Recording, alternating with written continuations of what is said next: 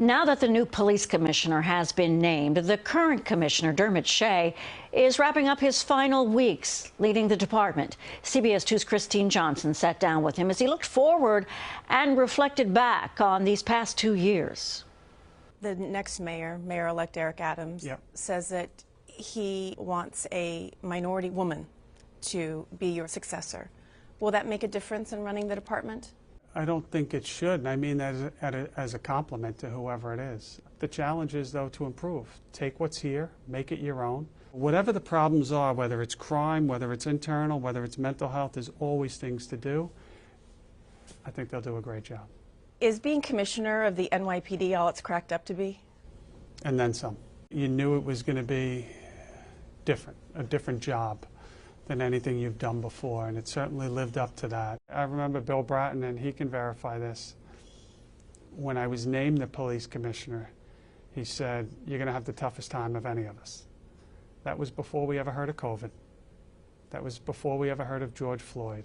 If the ravages of the pandemic and social unrest that led to violent protests defined Dermot Shea's 2 years as commissioner, it's crime and guns, anchored by the controversy of bail reform, that continues to weigh heavily on all New Yorkers. If you were to give me an adjective to describe bail reform, what would that be?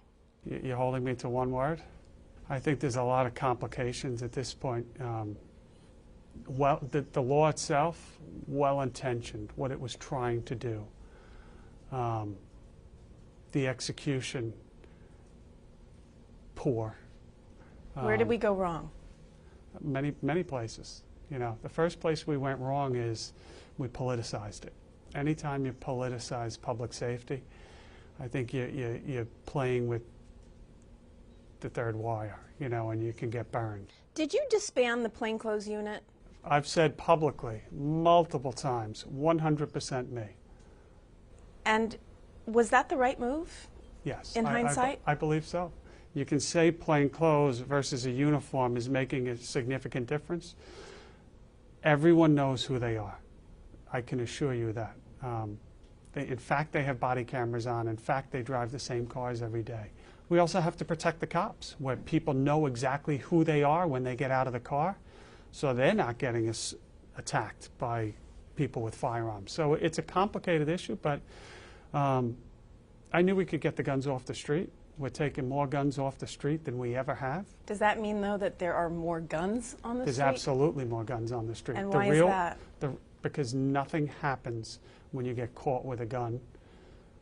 Nothing happens when you go into a store and steal property that's not yours.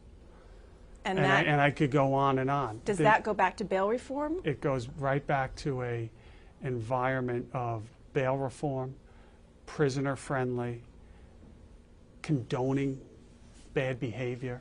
Taking school safety officers. Big mistake. That was a mistake. I have thick skin, but that one bothered me, not for me personally, because it was an attack on